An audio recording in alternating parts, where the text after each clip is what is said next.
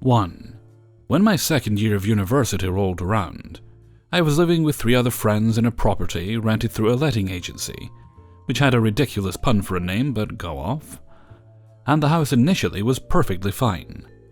We moved in at the beginning of August and had no problems for a while. When they asked early on if we wanted to sign a contract for the next year, we said sure, and signed a new contract in November, due to start the next academic year. We know this was a fuck-up in hindsight, but we really didn't think we'd have serious issues.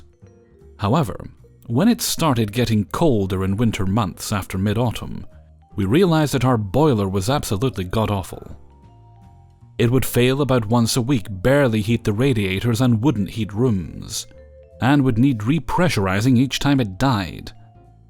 Being students and not too wise about renting, we just put up with this at first, dutifully emailing the agents every time it broke, and waiting for them to send someone out.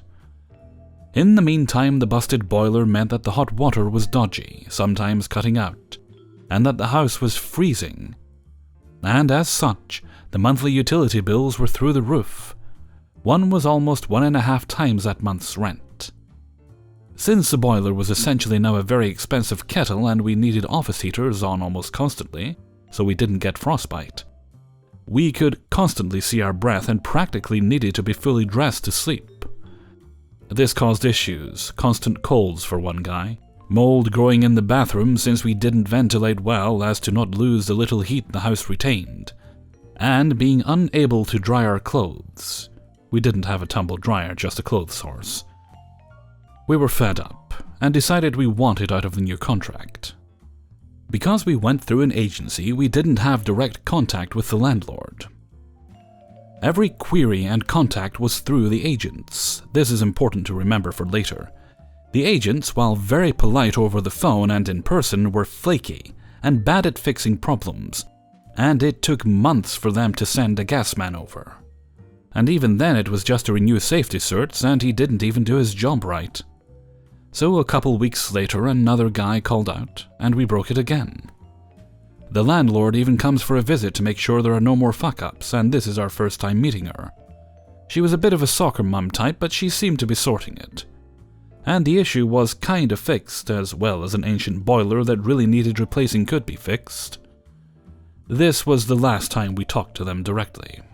Through this whole process, my parents had been helping us document things, my mum being a solicitor and my dad being a landlord himself, so they knew their stuff. They were grumbling about the agents from the start, but for us it was easier to just put up with most of the BS, since uni work was stressful enough without all this. Taking the offhand advice given to us by the agents at the beginning of the tenancy, we kept great records and pictures of every document, email, and letters we received, and took pictures of problems and work being carried out for record keeping. We eventually figured they'd try and shaft us in some form sooner or later, so evidence was needed. We emailed them over the break, officially saying we wanted out of next year's tenancy. They were amiable, and said that if we could get someone else to take it, sure, but they were very adamant that if we didn't, we had to keep paying rent for that contract. We have house viewings and we advertise for months, but we get nowhere. At this point, tensions are rising and my mum has taken our challenge as a personal hobby to sort out legally. Since we had initially tried to be low-maintenance tenants and deal with small issues, our contract stated that any issues related to the property needed to be sorted by the landlords or the agents, in case we caused further damage trying to do repairs. We instead decided to do exactly what our contract said. We emailed them constantly about every tiny issue we had, from a broken light bulb to a frosty letter flap. We knew our contracts front to back, the local laws around renting, and asked the uni about student renting for a specific detail. Getting permission to change a light bulb became a bit of an inside joke to us at this point. How many working days is it going to take to change it this time? 3 to 5, it's Friday night. We then made sure we complied with every single thing they asked us to do in order to leave this new contract. Like advertise, accommodate all viewings, keep them updated about anyone who was interested, etc. We went above and beyond trying to get some poor suckers to take this house off our hands. We emailed constantly through this for a paper trail. Made sure we could document this entire thing. It was stressful, but my parents assured us that things would work out, and knowing we were annoying them as much as they annoyed us helped. We then move out at the end of the first tenancy, and hand our keys in with explicit letters saying we were not returning for the next contract. We waited for shit to hit the fan.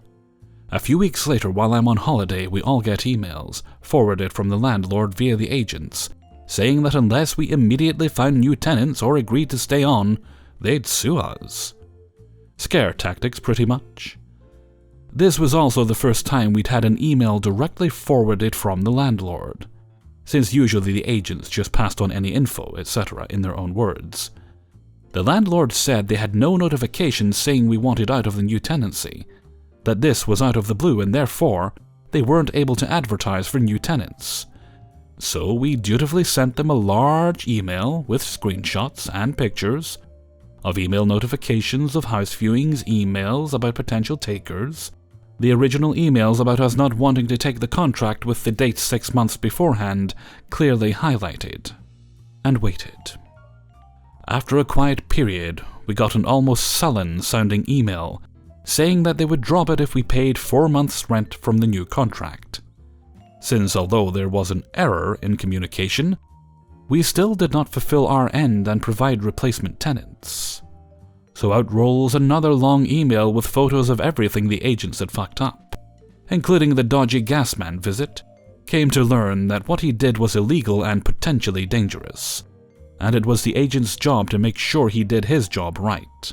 The fact that the new contract signing was botched in the first place due to the agent's error, and one of our housemates bought a laser thermometer to document how cold the rooms were, sometimes as low as 8 Celsius or 45 Fahrenheit, and had taken pictures of readings, so there was a heavy implication that the house was not suitable for habitation during that time. We haven't received a single email since that, and when the bus goes past the house recently, I see that the letting sign has been changed to a different company, and the house is no longer available through the original agency. So they got fired by the landlords for fucking up so much. I feel smug every time I go past. 2. In 2008, I was stationed overseas and we had a QA personnel and technical evaluation on some equipment on the flight line. Now, the purpose of QA is to ensure that all correct procedures are being done so as not to cause damage to personnel or equipment. But this one Master Sergeant, we'll call him QM, took his role to the extreme. Whenever QM was doing an evaluation, he wrote down every write-up and observation you can think of. Not saying excuse me after we sneeze, slightly wrinkled uniforms, tools too dirty, going 2 miles per hour over the speed limit, his personal favorite, not following protocols.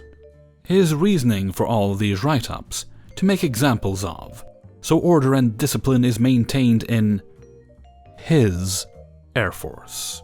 He not only made our work center a living hell, but all the work centers living hell when he evaluated. We knew what we were in store for this evaluation, so on that night, there were 3 of us instead of 2, the person being evaluated, A1C, a safety observer, SRA, and myself, lead tech. QM arrives to our work center, and he made it clear the minute he walked in. "Morning, gentlemen. The eval has started." AC1 gives his safety brief, and already QM is writing things on his clipboard. But then I noticed he wasn't looking too good.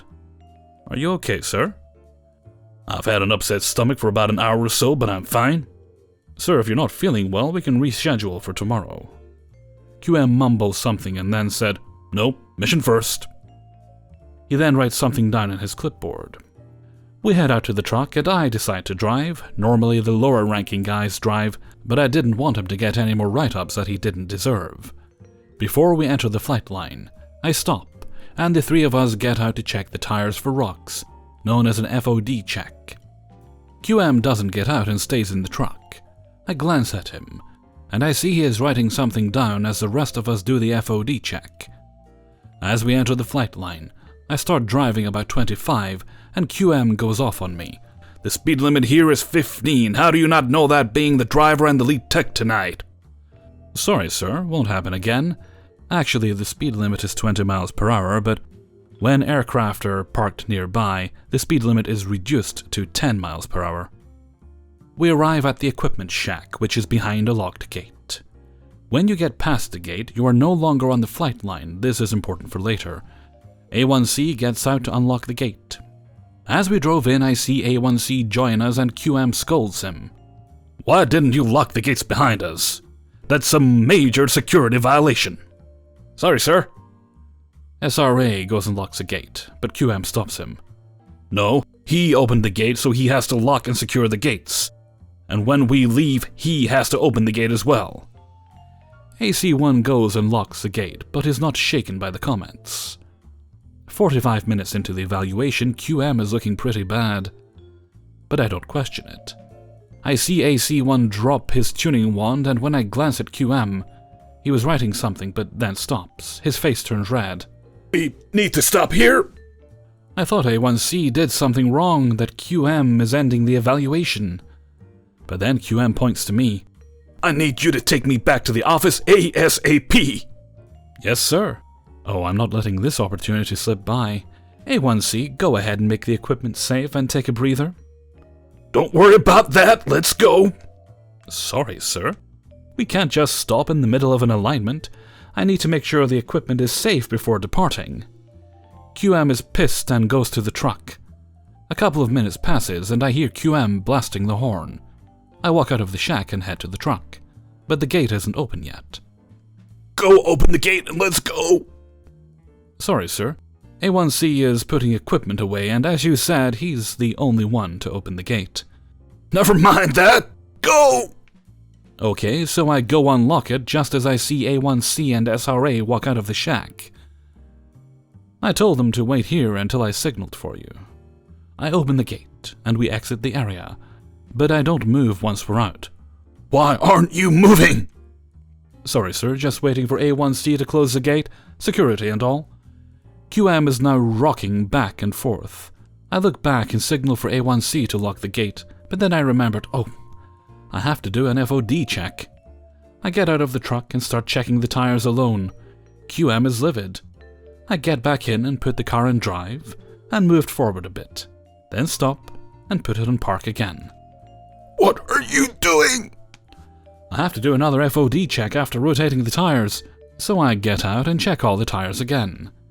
I get back in and we start heading back to the office. QM is rocking faster now and I can hear weird noises coming from him. Yep, you need to step on it. Sorry, sir, you said the speed limit is 15 miles per hour and I can't go past that. At one point, we are near an apron where there is now a newly parked C-130 that was towed there from the maintenance hangar. So I slow down to 10 miles per hour. Why are you slowing down? Hurry up! Sorry, sir, there is an aircraft parked nearby and, by the rules, the speed limit is reduced to 10 miles per hour. We exited the flight line and are almost near our parking lot when QM yells, "Stop!" Which I do. He gets out of the car and yells at me, "Eval is over for the night!" He then walks ever so slowly towards the parking lot into his car, then drives really slow leaving the parking lot. Just before I leave that afternoon, my supervisor calls me into his office to ask me what happened. I replay the entire story and he just laughs. Well, he asked for it. I honestly don't know what happened to QM that night, but I can speculate. QM never did another evaluation with our work center after that as well. Edit. So I shared the link to the SRA, now Technical Sergeant E6, and he filled me in on the QA debrief. I was temporary duty stateside for a month and didn't remember to ask when I got back.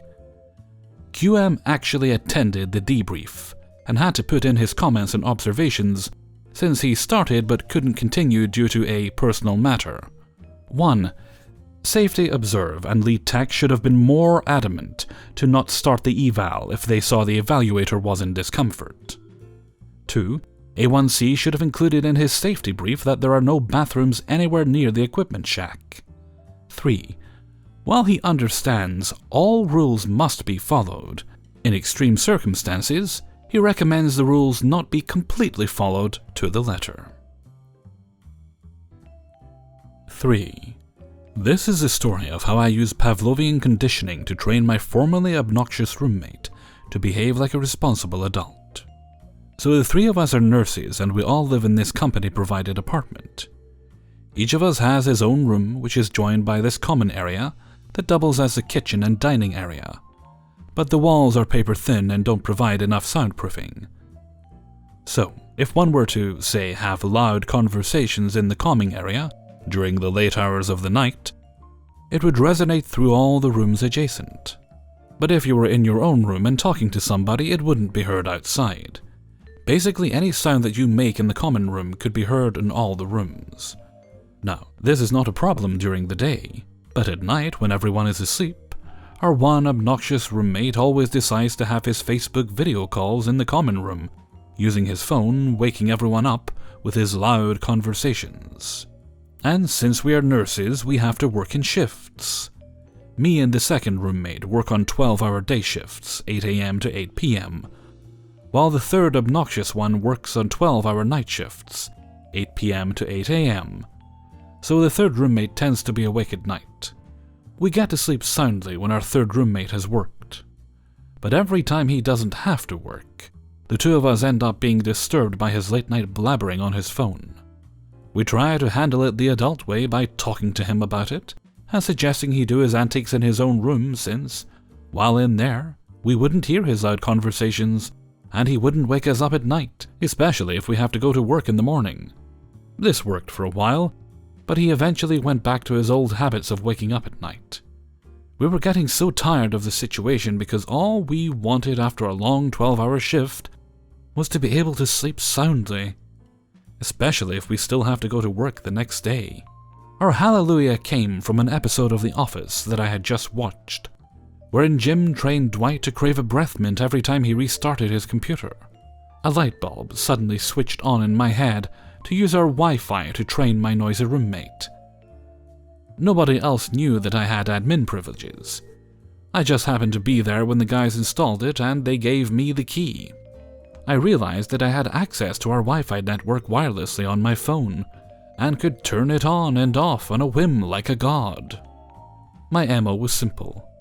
Every time I get woken up by the noisy roommate taking his internet calls in the common room, I would turn off the Wi-Fi of the whole house and wait until he goes back to his room before turning it on again.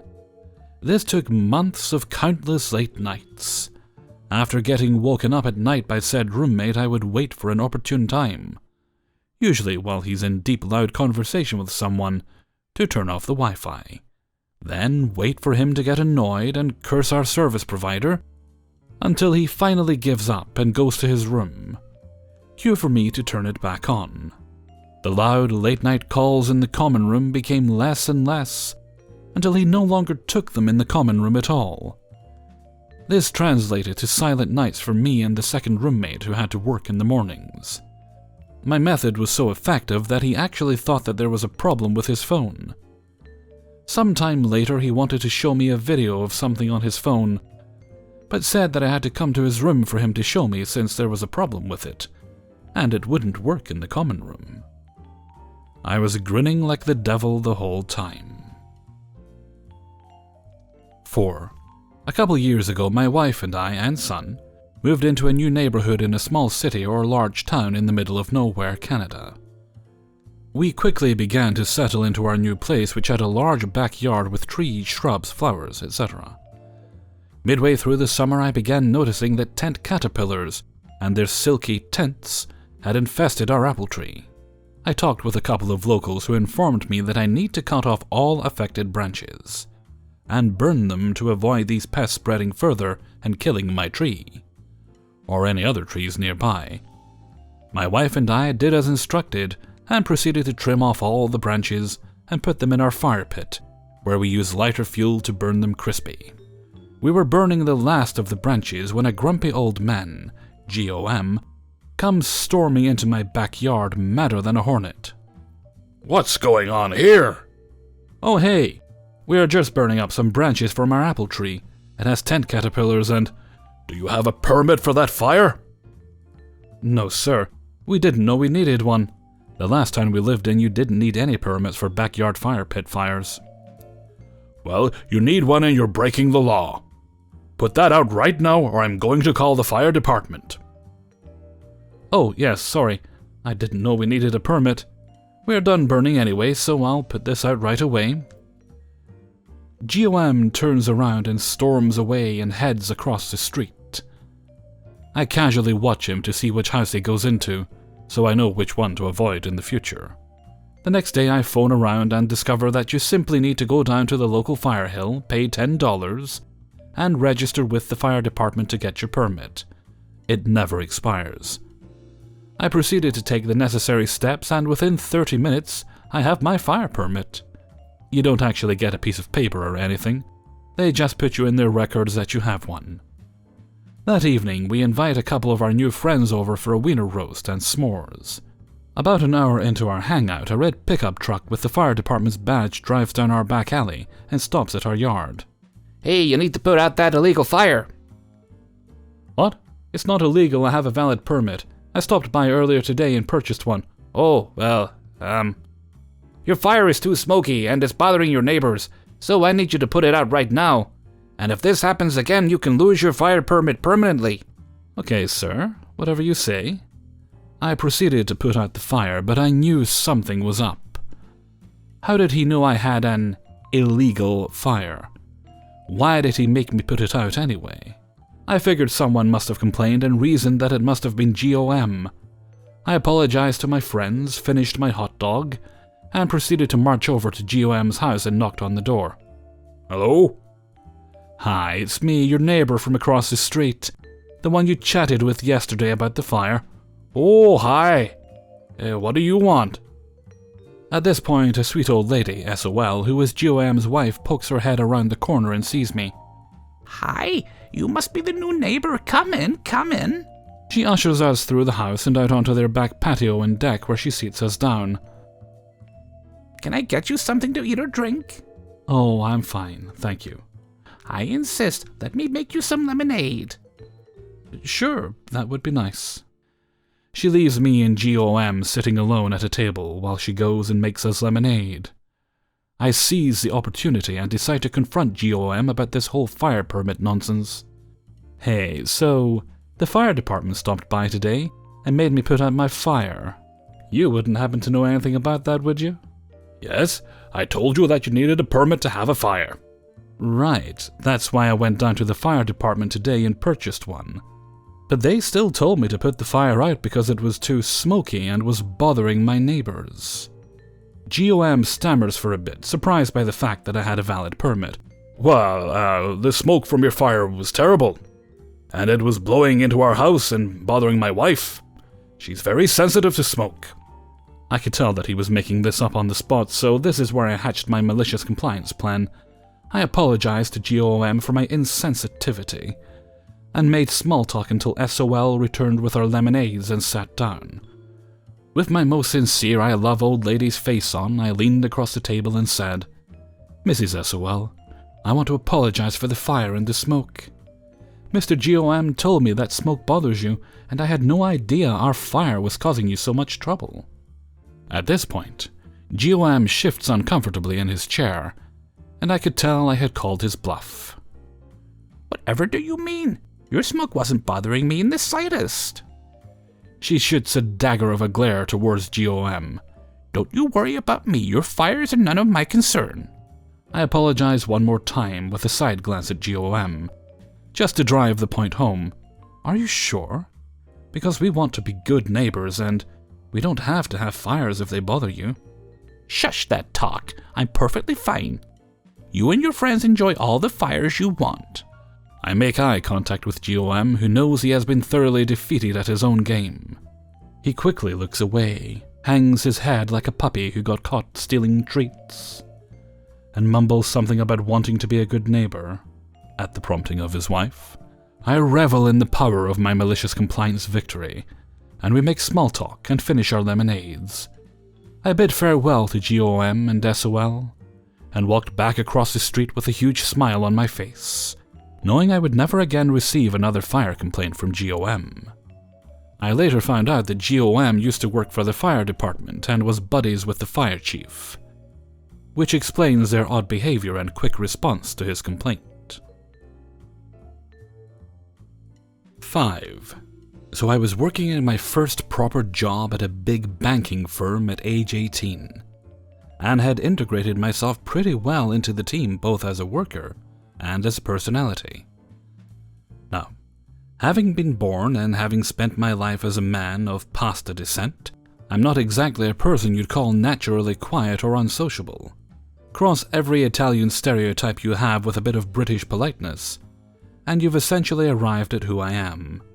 A little background and context for you fine people listening to this. My job was working in a team that essentially ran administrative checks on clients whose banking policies were maturing or being reinvested in a new policy. After this, you pay the monies out to said clients' accounts or reinvest it into the policy required. Long story short, ensure it's the correct policy, check client details align with those on the system, pay out, and reinvest the monies. However, the large majority of these policies had some kind of administrative issue, the most common being illegible handwriting, which means you must check the details are correct with the client before taking any action.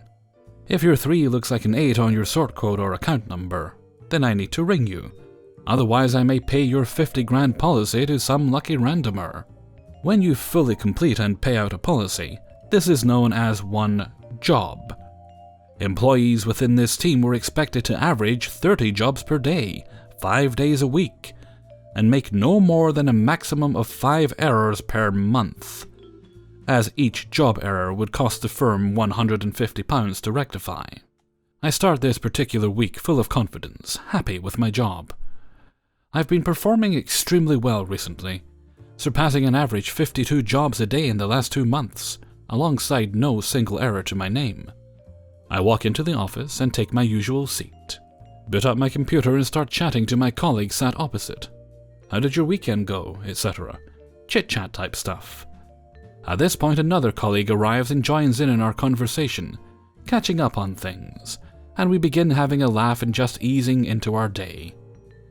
15 minutes later, MWA arrives. Hey MWA, how was your weekend? It was okay, didn't get up to much, how about you? The conversation continues for about 2 or so minutes before we both crack on as usual. All of this is a standard day as far as things go, nothing off whatsoever. Fast forward to about an hour before I finish for the day, and I've gone over to talk about a particularly difficult job I'm working on with a senior colleague with more experience. Understandably, I'm over there for a good 15 minutes trying to figure out the difficulties of paying out monies in a POA, proof of attorney case. Those of you who know will understand the sensitivity around stuff of that nature, but I shan't bore the rest of you. I return to my desk to continue, but am swiftly interrupted. Can I see you in the meeting room now, please? I'm confused by her tone. Sure. We both enter the meeting room. Right. You've been talking all day to everybody and now you're not getting enough work done. Sorry, you heard me. Every time I look up, you're chatting away. And you're even distracting people over in legal now. Nothing to do with our department. Do you know how long you were over there for? I was talking to Kay about... I don't care what you were talking to him about. You were over there for 15 minutes. You could have done 3 jobs in that time. Not good enough. I suggest you finish up today and consider thinking about how you conduct yourself when you come in tomorrow morning. I'm left in stunned silence. That evening I went home. Now, I don't want to lose my job, but at the same time I know I haven't done anything wrong, and the way in which I was spoken to left me feeling really pissed off and hard done by. So I came up with a cunning plan. For the remainder of that week and the following week, I go in, sit quietly, and do my job, exactly as is written in my contract, performing and meeting the required 30 jobs a day. Cut to the Monday, 2 weeks after the original drama. I get pulled into a meeting room again. This time the tone is much friendlier. Yeah, morning there. I just wanted to talk to you about the number of jobs you've turned over recently. Sure, how come? Is there a problem? I don't think I've made any errors, have I? No, it's not that. It's just, you were getting through a lot more jobs before, but it seems to have dipped. Oh? I know I've been doing 30 a day. I've been keeping track, it helps me. Yes, but you were doing 52 before. Yeah, I suppose. Odd. I've been focusing on not distracting anyone, though. You must have noticed I'm not talking to people anymore. The penny drops. Okay, thanks. I'll see if I can get through a couple more jobs in a day. I walk out of the meeting room and back to my desk. Needless to say, we had another meeting the following day where, surprise, surprise, I was informed that as long as I didn't take the piss and continue to exceed my job target, I could go back to being sociable again. Exactly how it was before this whole fiasco. Funny that. Also, I discovered she'd been forced to ask me about the job number drop-off, because her manager had given her shit for suddenly having 22 less jobs fulfilled a day over the course of those 2 weeks. Hey everybody, Hellfreezer here, and thank you very much for listening to Revenge is Ice Cream, number 23. And thank you very much to everybody who allowed me to use their stories in this video.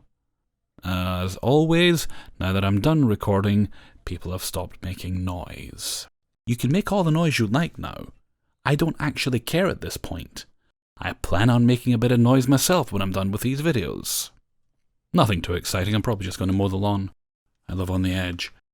Okay, and with that I'm going to head off for now, so until next time, thank you very much for listening, and take very good care of yourselves.